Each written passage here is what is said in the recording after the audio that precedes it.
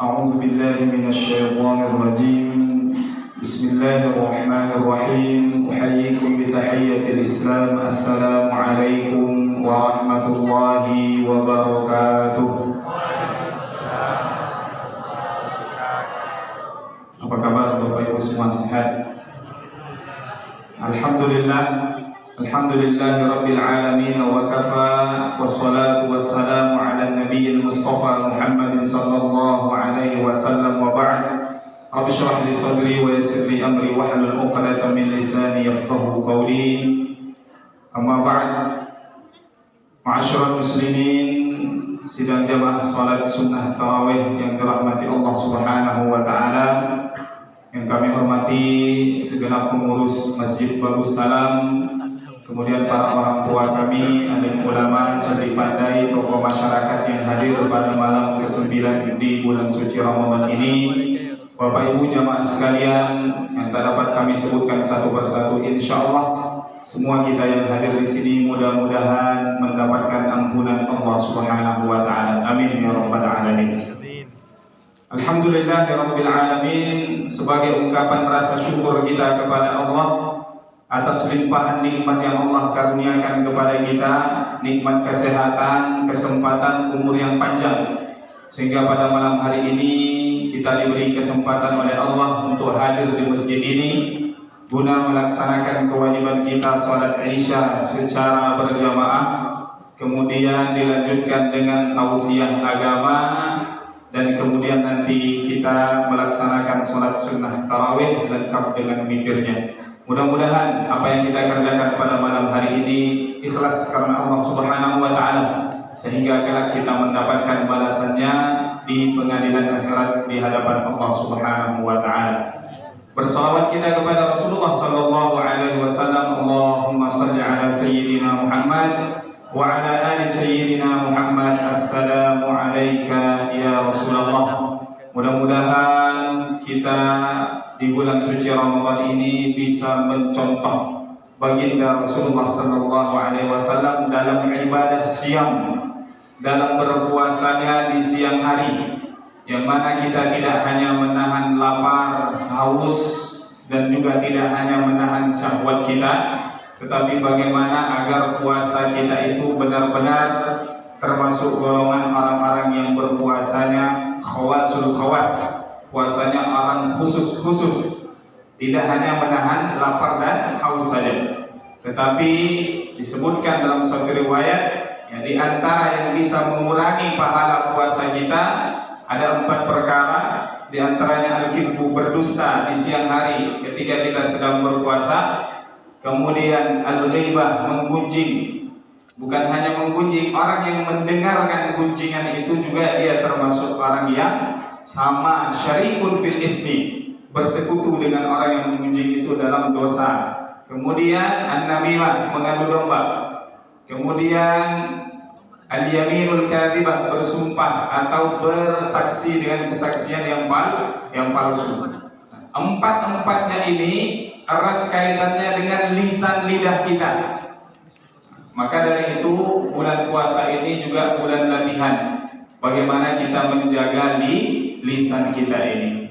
Di hadapan para sahabat Rasulullah pernah memegang lidah beliau yang mulia, mengatakan amsik alaika lisanak, jaga betul-betul lidah kalian ini.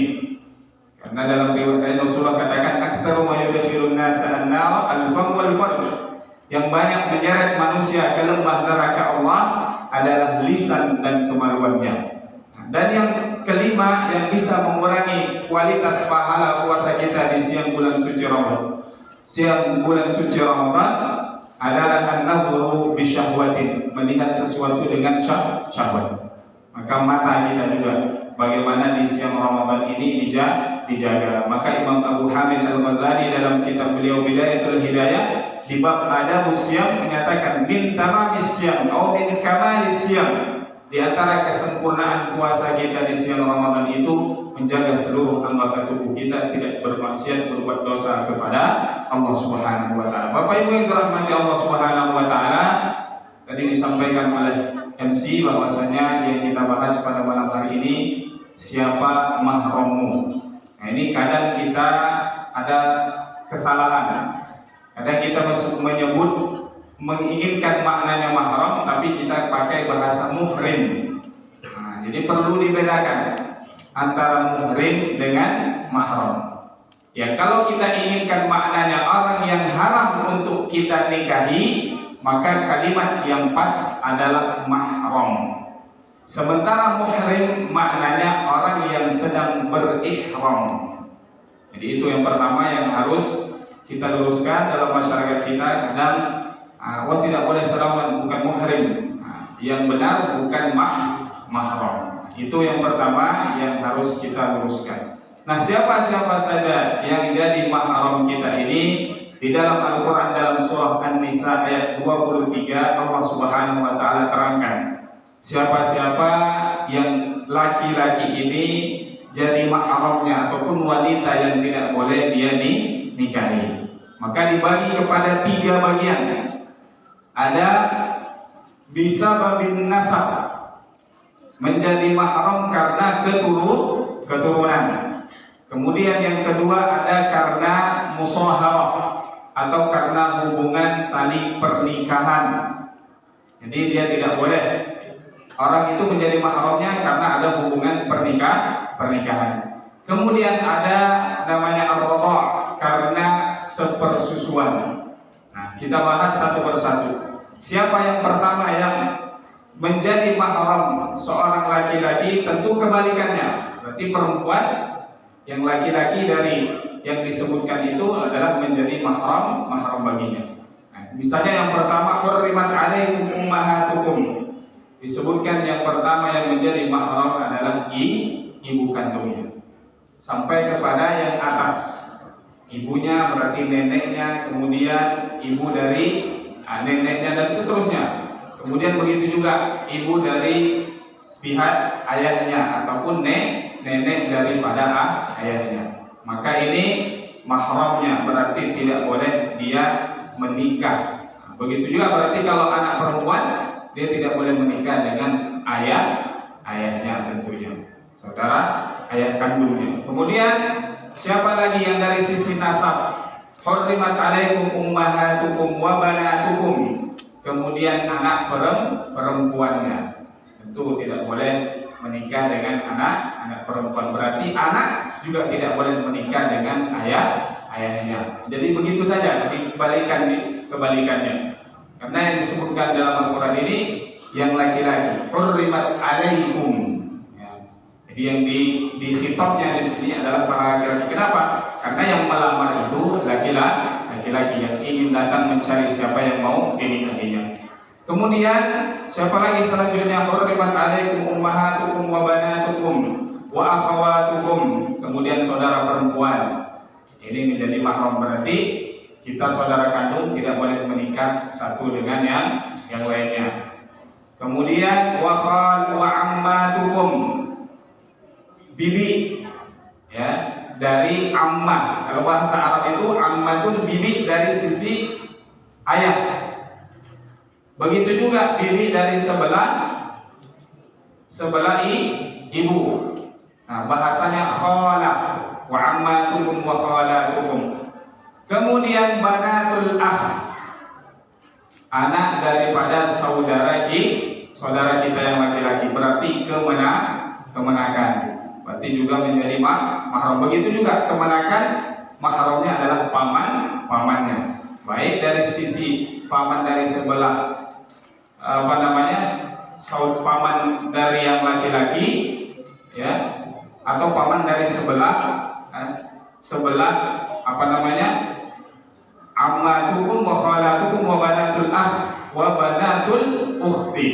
Kemudian anak daripada saudara perempuan.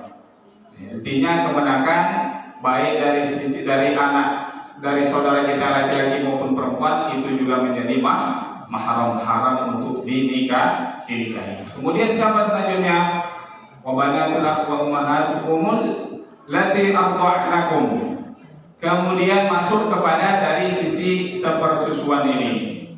Jadi ibu yang menyusui kita. Jadi kedudukannya seperti ibu kandung. Nah, nanti ada turunan fikihnya. seberapa banyak sudah dikatakan seorang perempuan itu menjadi ibu susu kita. Ada mengatakan nanti dia harus sampai kenyang dia menyusu itu. Kalau hanya sedikit-sedikit saja, ya sekali dua kali ataupun tidak sampai kenyang, ada mengatakan belum masuk kategori dia dikategorikan sebagai ibu susu. Nanti itu akan dibahas lebih detail di masalah bab fikihnya. Kemudian wa akhwatukum minar radha'ah. Kemudian saudara perempuan yang sepersusuan. Berarti begitu juga kebalikannya, perempuan yang laki-laki sepersusuan dengan dia menjadi mahram baginya. Kemudian siapa lagi selanjutnya? Wa akhwatukum minar radha'ah wa ummahatu nisaikum.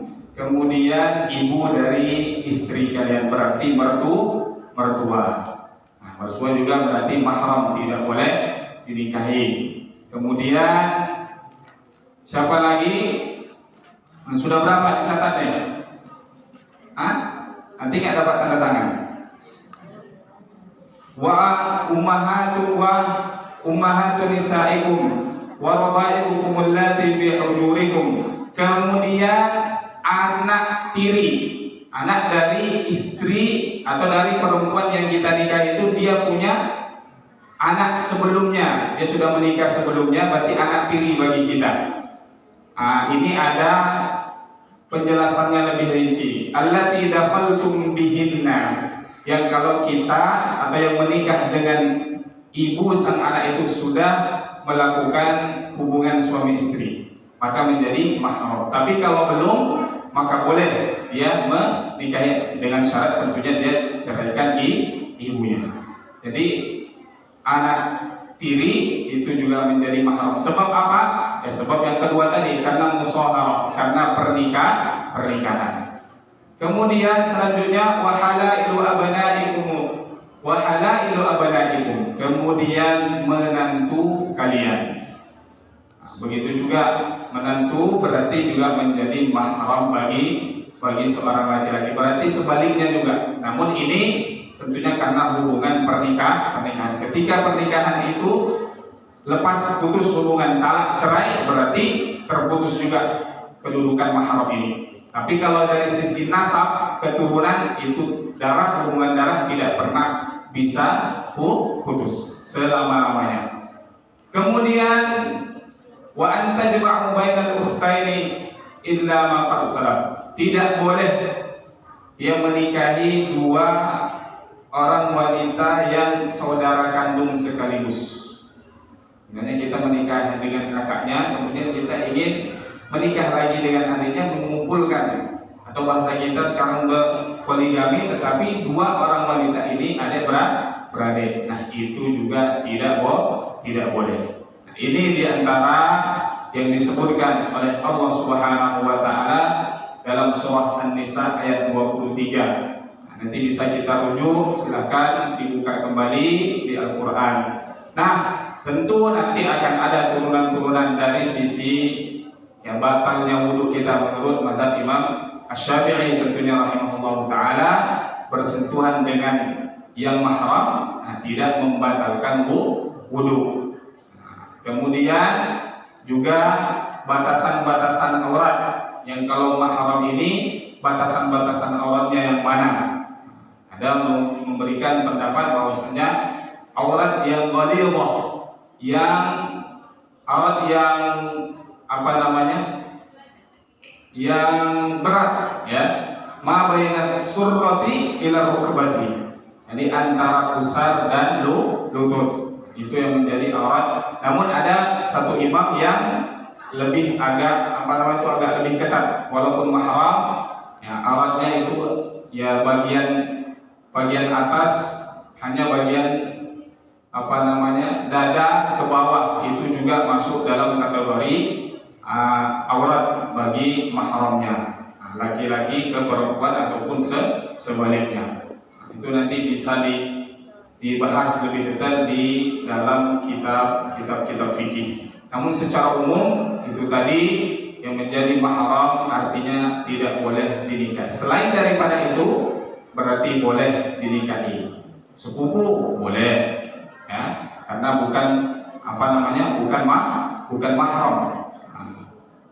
Terus selanjutnya yang selain daripada itu yang kita sebutkan, itu insya Allah adalah mereka yang halal untuk dinikahi. Yang kita sebutkan tadi ya, ada kurang lebih berapa itu?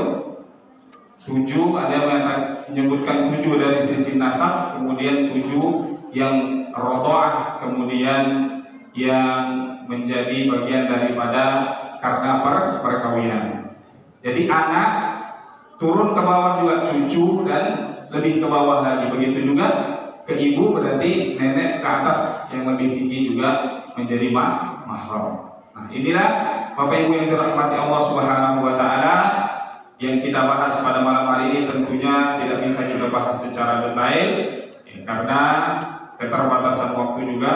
Kita bacakan sekali lagi ya ayatnya. Hurrimat 'alaikum ummahatukum wa banatukum wa akhwatukum wa ammatukum wa khalatukum wa banatul akh wa banatul wa ummahatukum allati arda'nakum wa akhwatukum min ar-radha'ah wa ummahatul nisaikum wa rabaibukum allati fi hujurikum min nisaikum allati dakhaltum bihin fa in lam takunu dakhaltum bihinna fala junaha 'alaikum wa halailu abnaikum alladhina min aslabikum wa an tajma'u bainal ukhtaini illa ma qad salaf innallaha kana ghafurar rahima.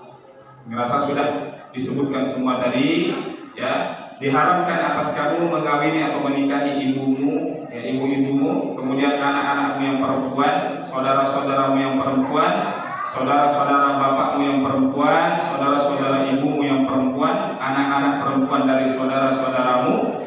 Artinya kemenakan yang laki-laki maupun yang perempuan.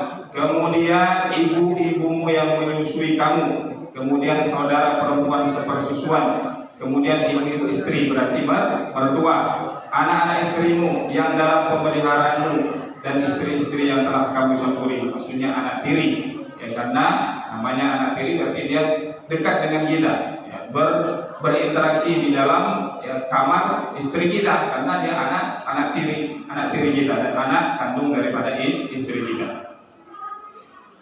Kemudian dan diharapkan bagimu istri-istri anak kandungmu, berarti menantu ya, dan menghimpun dalam perkawinan, artinya mengumpulkan 2 perempuan yang bersaudara kecuali yang telah terjadi pada masa lampau. Artinya ya, ada dulu di masa sebelum Rasulullah SAW, sebelum syariat ini turun, ada yang menikah yang mengumpulkan 2 orang bersaudari ini masih boleh, tapi setelah turunnya ayat ini maka tidak boleh lagi. Sesungguhnya Allah Maha Pengampun lagi Maha Penyayang. Satu di antara hikmah ya, dari kenapa Allah Subhanahu wa taala memberikan ya, larangan-larangan bagi kita ini untuk menunjukkan bagaimana qarabah, menjaga nasab, kemudian menjaga marwah yang dalam keluarga itu, sehingga tidak dibenarkan yang menikah dengan yang disebutkan dalam Al-Quran ini untuk menjaga kemurnian ataupun kebaikan daripada kehormatan dan marwah keluarga dalam Islam. Jadi intinya Bapak Ibu yang dirahmati Allah Subhanahu wa taala, apa-apa yang dilarang Allah Subhanahu wa taala untuk kita kerjakan itu yang baik untuk kita. Apa-apa yang Allah perintahkan maka itu perkara yang baik untuk kita. Wallahu a'lam bishawab. Mudah-mudahan bermanfaat apa yang kita sampaikan, yang benar datangnya dari Allah, yang salah dari kami sendiri. Ihdinas siratal mustaqim. Allahumma ij'alna minal ladzina yastami'una al-qawla fayattabi'una ahsanah. Allahumma tsabbitna 'ala dinika wa 'ala ta'atik. Allahumma a'inna 'ala dzikrika wa syukrika wa husni ibadatik. Rabbana hab lana min azwajina wa dhurriyyatina qurrata a'yunin waj'alna lil muttaqina imama. Rabbana atina fid dunya hasanah wa fil akhirati hasanah wa qina adzabannar. Wa sallallahu ala sayyidina Muhammad wa ala alihi wa sahbihi ajma'in. Walhamdulillahi rabbil alamin. Subhanaka la ilma lana illa ma 'allamtana innaka antal alimul hakim. Wassalamu alaikum warahmatullahi wabarakatuh.